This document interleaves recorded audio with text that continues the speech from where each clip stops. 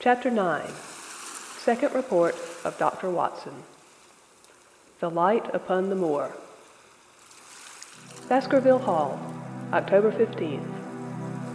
My dear Holmes, if I was compelled to leave you without much news during the early days of my mission, you must acknowledge that I am making up for lost time, and that events are now crowding thick and fast upon us. In my last report, I ended upon my top note with Barrymore at the window, and now I have quite a budget already, which will, unless I am much mistaken, considerably surprise you. Things have taken a turn which I could not have anticipated. In some ways, they have, within the last 48 hours, become much clearer, and in some ways they have become more complicated. But I will tell you all, and you shall judge for yourself. Before breakfast on the morning following my adventure, I went down the corridor and examined the room in which Barrymore had been on the night before. The western window through which he had stared so intently has, I noticed, one peculiarity above all other windows in the house.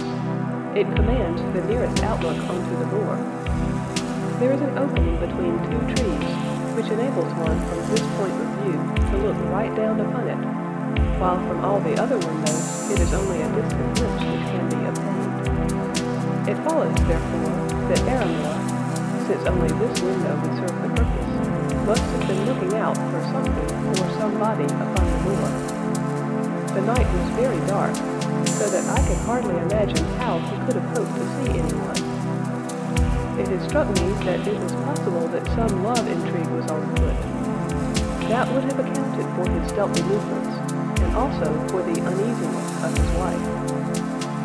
The man is a striking-looking fellow, very well equipped to steal the heart of a country girl, so that this theory seemed to have something to support it. That opening of the door which I had heard after I had returned to my room might mean that he had gone out to keep some clandestine appointment. So I reasoned with myself in the morning, and I tell you the direction of my suspicions, however much the result may have shown that they were unfounded. But whatever the true explanation of Barrymore's movements might be, I felt that the responsibility of keeping them to myself until I could explain them was more than I could bear. I had an interview with the baronet in his study after breakfast, when I told him all that I had seen.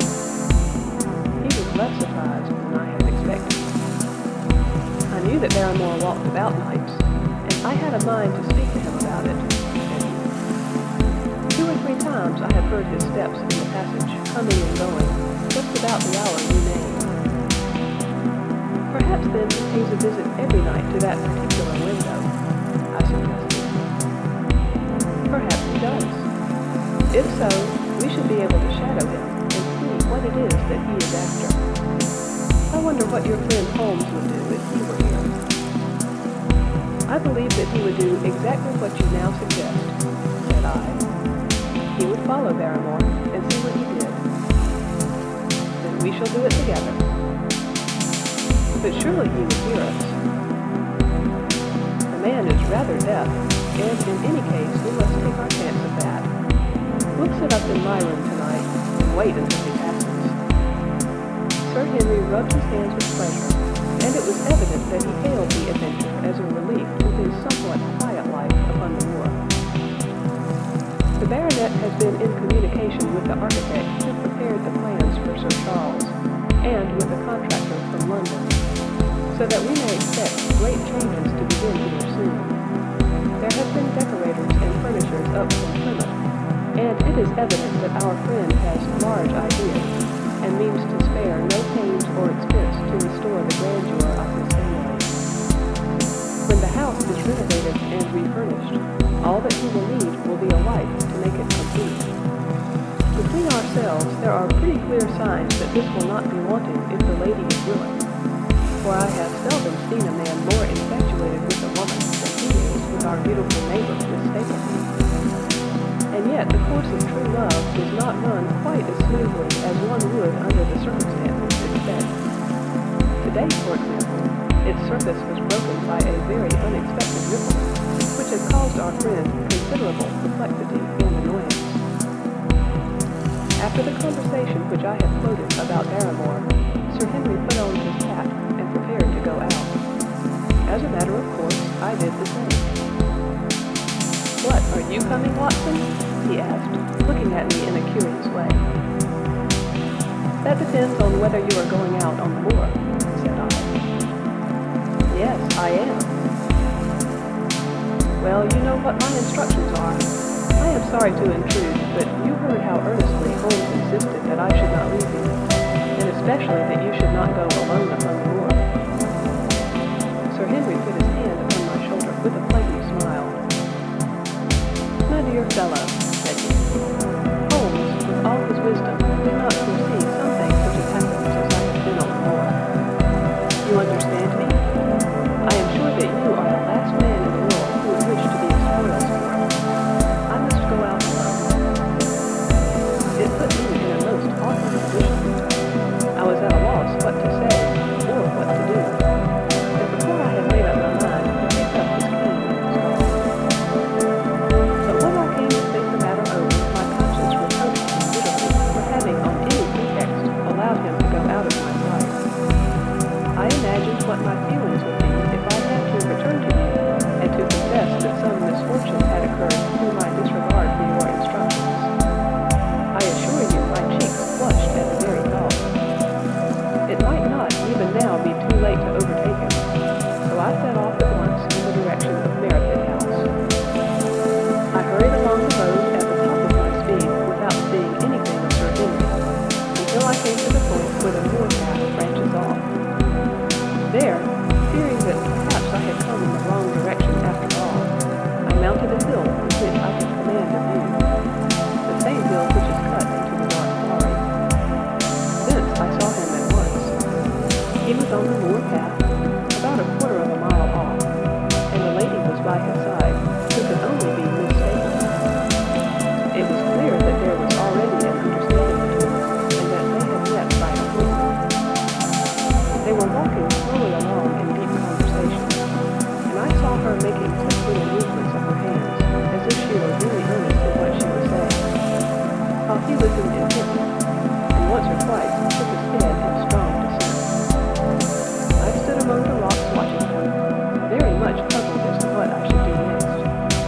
To follow them and break into their intimate conversation seemed to be an outrage, and yet my clear duty was never for an instant to let him out of my sight. To act the spy upon a friend was a hateful task.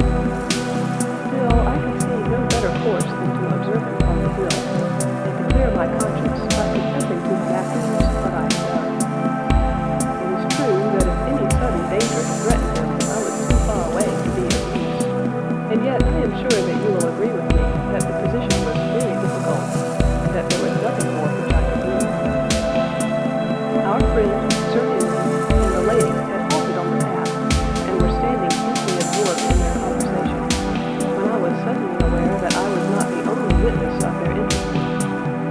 A wisp of green floating in the air caught my eye, and another glance showed me that it was carried on a stick by a man who was moving along the broken ground. It was Stapleton with his butterfly net.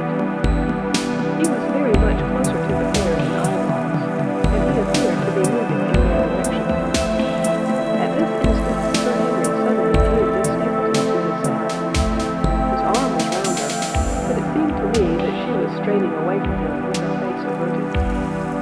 He stooped his head to hers, and she raised one hand as if in protest. Next moment I saw them spring apart and turn hurriedly round. Stapleton was the cause of the interruption. He was running wildly toward them, his absurd net dangling behind him.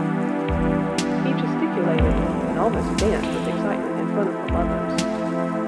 What the scene meant I could not imagine, but it seemed to me that Stapleton was abusing Sir Henry, who offered explanations, which became more angry as the other refused to accept them. The lady stood by in haughty silence. Finally, Stapleton turned upon his heel and beckoned in a peremptory way to his sister, who, after an irresolute glance at Sir Henry, walked off by the side of her brother. The naturalist's angry gestures showed that the lady was included in his displeasure. The baronet stood for a minute looking after them, and and then he walked slowly back the way that he had come, his head hanging, the very picture of dejection. What all this meant I could not imagine, but I was deeply ashamed to have witnessed so intimate a scene without my friend's knowledge. I ran down the hill, therefore, and met the baronet at the bottom. His face was flushed with anger, and his brows were wrinkled, like one who is at his wit's end what to do. "Hello, Watson, where have you dropped from?" said he. "You don't mean to say that you came after me in spite of all." I explained everything to him, how I had found it impossible to remain behind, how I had followed him, and how I had witnessed all that had occurred. For an instant his eyes blazed at me, but my frankness disarmed his anger, and he broke at last into a rather rueful laugh. "You would have thought the middle of that prairie a fairly safe place for a man to be private," said he. "But by thunder, the whole countryside seems to have been out to see me do my wooing, and a mighty poor wooing at that. Where had you engaged to seat?" "I was on that hill." "Quite in the back row, eh? But her brother was well up to the front. Did you see him come out on us?" "Yes, I did." "Did he ever strike you as being crazy, this brother of yours?" "I can't say that he ever did." "I dare say not. I always thought him sane enough until today, but you can take it from me that either he or I ought to be in a straitjacket. What's the matter with me, anyhow? You've lived near me for some weeks, Watson. Tell me straight now. Is there anything that would prevent me from making a good husband to a woman that I love?" "I should say not." "He can't object to my worldly position, so it must be myself that he has this down on. What has he against me? I never hurt man or woman in my life that I know of, and yet he would not so much as let me touch the tips of her fingers." "Did he say so?" "That, and a deal more. I tell you, Watson, I've only known her these few weeks, but from the first I just felt that she was made for me, and she, too, she was happy when she was with me. That I'll swear. There's a light in a woman's eyes that speaks louder than words. But he has never let us get together, and it was only today, for the first time, that I saw a chance of having a few words with her alone. She was glad to meet me, and when she did, it was not love that she would talk about. She wouldn't have let me talk about it either if she didn't stop it. She kept coming back to it that this was a place of danger, that she would never be happy until I had left it. I told her that since I had seen her, I was in no hurry to leave it, and that if she really wanted me to go, the only way to work it was for her to arrange to go with me. With that, I offered in as many words to marry her, but before she could answer, down came this brother of hers, running at us with a face on him like a madman. He was just white with rage, and those white eyes of his were blazing with fury. What was I doing with the lady? How dared I offer her attentions which were distasteful to her? Did I think that because I was a baronet I could do what I liked? If he had not been her brother, I should have known better how to answer him. As it was, I told him that my feelings towards his sister were such as I was not ashamed of, and that I hoped that she might honor me by becoming my wife. That seemed to make the matter no better, so then I lost my temper too, and I answered him rather more hotly than I should perhaps, considering that she was standing by. So it ended by his going off with her, as you saw. Here I am, as badly puzzled as any of this county. Just tell me what it all means, Watson, and I'll owe you more than ever I could hope to pay. I tried one or two explanations, but indeed I was completely puzzled myself. Our friend's title, his fortune, his age, his character, and his appearance are all in his favor, and I know nothing against him unless it be this dark fate which runs in his family. That his advances should be rejected so brusquely without any reference to the lady's own wishes, and that the lady should accept the situation without protest, is very amazing. However, our conjectures were set at rest by a visit from Stapleton himself that very afternoon. He had come to offer apologies for his rudeness of the morning, and after a long private interview with Sir Henry in his study, the upshot of their conversation is that the breach is quite healed, and that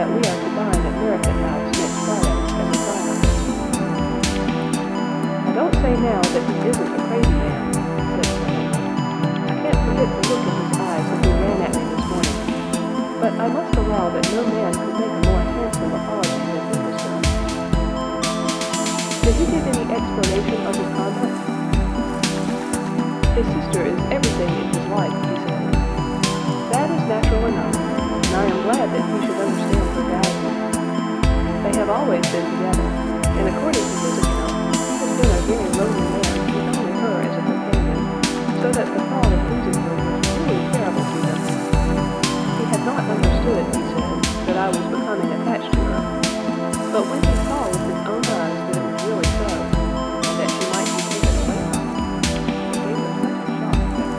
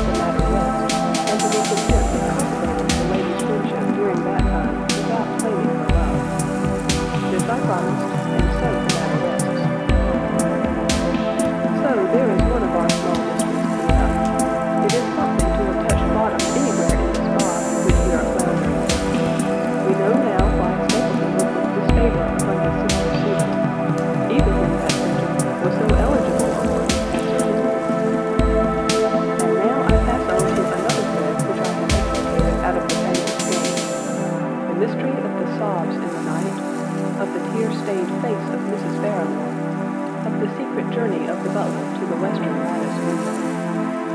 Congratulate me, my dear Holmes, and tell me that I have not disappointed you as an agent, that you do not regret the confidence which you showed in me when you sent me down. All these things have by one night's work been thoroughly cleared. I have said by one night's work, but in truth it was by 2 nights' work, for on the first we drew entirely blank.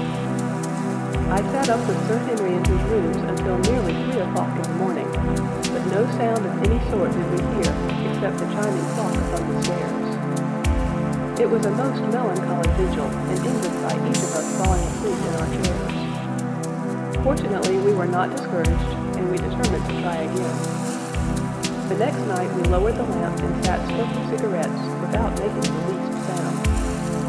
It was incredible how slowly the hours crawled by, and yet we were helped through it by the same sort of patient interest which the hunter must feel as he watches the trap into which he hopes the game may wander. 1 struck, and 2, and we had almost for the second time given it up in despair, when in an instant we both sat bolt upright in our chairs, with all our weary senses keenly on the alert once more.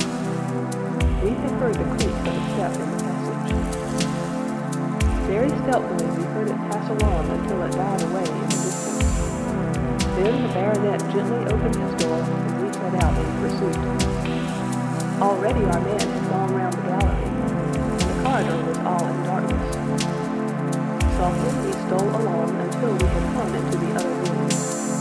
We were just in time to catch a glimpse of the tall, black-bearded figure, his shoulders rounded, as he tiptoed down the passage. Then he passed through the same door as before, and the light of the candle framed it in the darkness and shot one single yellow beam across the gloom of the corridor. We shuffled cautiously towards it, trying every place before we dared to put our whole weight upon it. We had taken the precaution of leaving our boots behind us, but even so, the old board snapped and creaked beneath our tread. Sometimes it seemed impossible that he should fail to hear our approach. However, the man is fortunately rather deaf, and he was entirely preoccupied in that which he was doing. When at last we reached the door and peeped through, we found him crouching at the window, candle in hand, his white, intent face pressed against the pane, exactly as I had seen him 2 nights before. We had arranged no plan of campaign, but the baronet is a man to whom the most direct way is always the most natural. He walked into the room, and as he did so, Barrymore sprang up from the window with a sharp hiss of his breath, and stood, livid and trembling, before us. His dark eyes, glaring out of the white mask of his face, were full of horror and astonishment as he gazed from Sir Henry to me. "What are you doing here, Barrymore?" "Nothing, sir." His agitation was so great that he could hardly speak, and the shadows sprang up and down from the shaking of his candle. "It was the window, sir. I go round at night to see that they are fastened." "On the 2nd floor?" "Yes, sir, all the windows." "Look here, Barrymore," said Sir Henry sternly. "We have made up our minds to have the truth out of you, so it will save you trouble to tell it sooner rather than later. Come now, no lies. What were you doing at that window?" The fellow looked at us in a helpless way, and he wrung his hands together like one who is in the last extremity of doubt and misery. "I was doing no harm, sir. I was holding a candle to the window." "And why were you holding a candle to the window?" "Don't ask me, Sir Henry. Don't ask me. I give you my word, sir, that it is not my secret, and that I cannot tell it. If it concerned no one but myself, I would not try to keep it from you." A sudden idea occurred to me, and I took the candle from the trembling hand of the butler. "He must have been holding it as a signal," said I. "Let us see if there is any answer." I held it as he had done, and stared out into the darkness of the night. Vaguely I could discern the black bank of the trees and the lighter expanse of the moor, for the moon was behind the clouds. And then I gave a cry of exultation, for a tiny pinpoint of yellow light had suddenly transfixed the dark veil, and glowed steadily in the center of the black square framed by the window. There it is, I cried. No, sir, it is nothing at all, the butler looked in. I assure you, sir. Move your light across the window, Watson, cried the baronet. See, the other moves also. Now, you rascal, do you deny that it is a signal? Come, speak up. Who is your confederate out yonder? What is this conspiracy that is going on? The man's face became openly defiant. It is my business and not yours. I will not tell. Then you leave my employment right away. Very good, sir. If I must, I must. And you go in disgrace. By thunder, you may well be ashamed of yourself. Your family has lived with mine for over 100 years under this roof, and here I find you deep in some dark plot against me. No, sir, no, not against you. It was a woman's voice, and Mrs. Barrymore, paler and more horror-struck than her husband, was standing at the door. Her bulky figure in a shawl and skirt might have been comic were it not for the intensity of feeling upon her face. We have to go, Eliza. This is the end of it. You can pack our things, said the butler. Oh, John, have I brought you to this? It is my doing, Sir Henry, all mine. He has done nothing except for my sake, and because I asked him. Speak out then. What does it mean? My unhappy brother is starving on the moor. We cannot let him perish at our very gates. The light is a signal to him that food is ready for him, and his light out yonder is to show the spot to which to bring it. Then your brother is the escaped convict, sir, Sheldon, the criminal. That's the truth, sir, said Barrymore. I said that it was not my secret and that I could not tell it to you.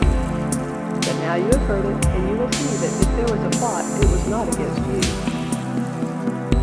This, then, was the explanation of the stealthy expeditions at night, and the light at the window. Sir Henry and I both stared at the woman in amazement. Was it possible that this solidly respectable person was of the same blood as one of the most notorious criminals in the country? Yes, sir, my name was Sheldon, and he is my younger brother. We humored him too much when he was a lad, and gave him his own way in everything, until he came to think that the world was made for his pleasure, and that he could do what he liked in it. Then, as he grew older, he met wicked companions, and the devil entered into him, until he broke my mother's heart, and dragged our name in the dirt. From crime to crime, he sank lower and lower, until it is only the mercy of God which has snatched him from the scaffold. But to me, sir, he was always the little curly-headed boy that I had nursed and played with as an elder sister would. That was why he broke prison, sir. He knew that I was here, and that we could not refuse to help him.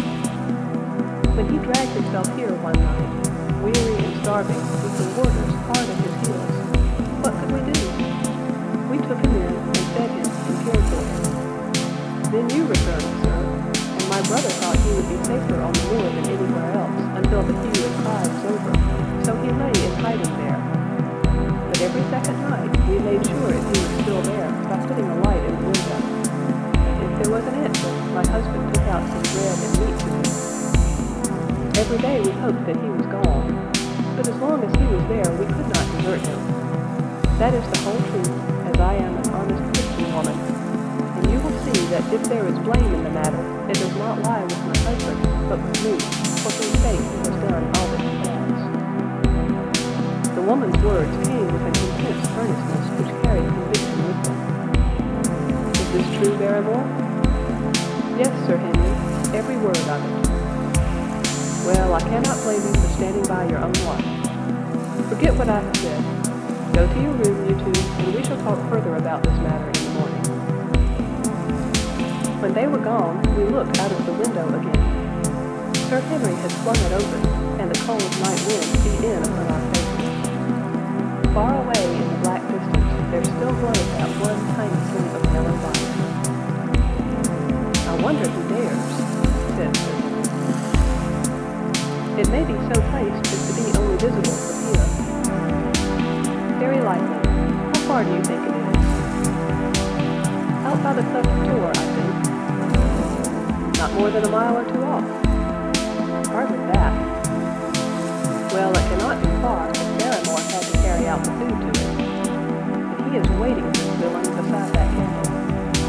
By thunder, Watson, I am going out to take that man. The same thought had crossed my own mind. It was not as if the Barrymores had taken us into their confidence. Their secret had been forced from them. The man was a danger to the community, an unmitigated scoundrel for whom there was neither pity nor excuse.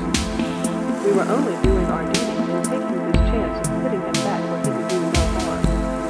For his brutal and violent nature, others would have to pay the price if we held our hands. Any night, for example, our neighbors, the Stapletons, might be attacked by him. And it may have been the thought of this which made Sir Henry so keen upon the adventure. I will come, said I. Then get your revolver and put on your boots. The sooner we start, the better, as the fellow may put out his light and get off. In 5 minutes we were outside the door, starting upon our expedition. We hurried through the dark shrubbery, amid the dull moaning of the autumn wind and the rustle of the fallen leaves. The night air was heavy with the smell of damp and decay. Now and again the moon peeped out for an instant, but clouds were driving over the face of the sky, and just as we came out on the moor, a thin rain began to fall. The light still burned steadily in front. Are you armed? I asked. I have a hunting crop. We must close in on him rapidly, for he is said to be a desperate fellow. We shall take him by surprise, and have him at our mercy before he can resist. I say, Watson, said the baronet, what would Holmes say to this? How about that hour of darkness in which the power of evil is exalted? As if in answer to his words, there rose suddenly out of the vast gloom of the moor that strange cry which I had already heard upon the borders of the great Grimpen mire. It came with the wind through the silence of the night, a long, deep mutter, then a rising howl, and then the sad moan in which it died away. Again and again it sounded, the whole air throbbing with it, strident, wild, and menacing. The baronet caught my sleeve, his face glimmered white through the darkness. My God, what's that, Watson? I don't know. It's a sound they have on the moor. I heard it once before. It died away, and an absolute silence closed in upon us. We stood straining our ears, but nothing came. Watson, said the baronet, it was the cry of a hound. My blood ran cold in my veins, for there was a break in his voice which told of the sudden horror which had seized me. What do they call this sound? He asked. Who? The folk on the countryside. Oh, they are ignorant people. How should you mind what they call it? Tell me, Watson, what do they say on it? I hesitated, but could not escape the question. They say it is the cry of the Hound of the Baskervilles. He groaned and was silent for a few moments. A hound it was, he said at last, but it seemed to come from miles away, over yonder, I think. It was hard to say whence it came. It rose and fell with the wind. Isn't that the direction of Great Grimpen mire? Yes, it is. Well, it was up there. Come now, Watson, didn't you think yourself that it was the cry of a hound? I am not a child. You need not fear to speak the truth. Stapleton was with me when I heard it last. He said that it might be the calling of a strange bird. No, it was a hound. My God, can there be some truth in all these stories? Is it possible that I am really in danger from so dark a cause? You don't believe in it, do you, Watson? No. And yet it was one thing to laugh about it in London, and it is another to stand out here in the darkness of the moor and to hear such a cry as that. And my uncle, there was the footprint of the hound beside him as he lay. It all fits together. I don't think that I am a coward, Watson, but that sound seemed to freeze my very blood. Feel my hand. It was as cold as a block of marble. You'll be all right tomorrow. I don't think I'll get that cry out of my head. do you advise that we do now? Shall we turn back? No, by thunder, we have come out to get our man, and we will do it. We after the convict, and a hellhound as likely as not after us. Come on, we'll see it through if all the fiends of the pit will loose upon the moor. We stumbled slowly along in the darkness, with the black loom of the craggy hills around us, and the yellow speck of light burning steadily in front. There is nothing so deceptive as the distance of a light upon a pitch-dark night, and sometimes the glimmer seemed to be far away upon the horizon, and sometimes it might have been within a few yards of us. But at last we could see whence it came, and then we knew that we were indeed very close. A guttering candle was stuck in a crevice of the rocks which fronted on each side, so as to keep the wind from it, and also to prevent it from being visible, save in the direction of Baskervilles. A boulder of granite concealed our approach, and crouching behind it, we gazed over it at the signal light. It was strange to see this single candle burning there in the middle of the moor, with no sign of light near it, just the one straight yellow flame and the gleam of the rock on each side of it. What shall we do now? Whispered Smith. Wait here. He must be near his light. Let us see if we can get a glimpse of it. The words were hardly out of my mouth when we both saw it. Over the rocks, in the crevice of which the candle burned, there was thrust out an evil yellow face, a terrible animal face, all seamed and scored with vile passions. Foul with mire, with a bristling beard, and hung with matted hair, it might well have belonged to one of those old savages who dwelt in the burrows on the hillside. The light beneath him was reflected in his small, cunning eyes, which peered fiercely to right and left through the darkness, like a crafty, savage animal who has no respect for others. Something had evidently aroused his suspicions. It may have been that Barrymore had some private signal which we had neglected to give, or the fellow may have had some other reason for thinking that all was not well. But I could read his fears upon his wicked face. Any instant he might dash out the light and vanish in the darkness. I sprang forward, therefore, and Sir Henry did the same. At the same moment, the convict screamed out a curse at us and hurled a rock which splintered up against the boulder which had sheltered us. I caught one glimpse of his short, squat, strongly built figure as he sprang to his feet and turned to run. At the same moment, by a lucky chance, the moon broke through the clouds. We rushed over the brow of the hill, and there was our man, running with great speed down the other side, springing over the stones in his way with the activity of a mountain goat. A lucky long shot of my revolver might have killed him, but I had brought it only to defend myself with a flank, and not to shoot an unarmed man who was running away. We were both swift runners and in fairly good training, but we soon found that we had no chance of both shooting. We fought him for a long time in the moonlight, until he was only a small speck moving swiftly among the boulders upon the side of a distant hill. We ran and ran until we were completely blown, but the space between us grew ever wider. Finally we stopped and sat panting on two rocks, while we watched him disappear in the wilderness. And it was at this moment that there occurred a most strange and unexpected thing. We had risen from our rocks and were turning to go home, having abandoned the hopeless chase. The moon was low upon the right, and a jagged pinnacle of a granite tor stood up against the lower curve of its silver roof. There, outlined as black as an ebony statue on that shining background, I saw the figure of a man upon the tor. Do not think that it was a delusion, Holmes. I assure you that I have never in my life seen anything more clearly. As far as I could judge, the figure was that of a tall, thin man. He stood with his legs a little separated, his arms folded, his head bowed, as if he were brooding over that enormous wilderness of heath and granite which lay before him. He might have been the very spirit of that terrible place. It was not the convict. This man was far from the place where the latter had disappeared. Besides, he was a much taller man. With a cry of surprise, I pointed him out to the baronet, but in the instant during which I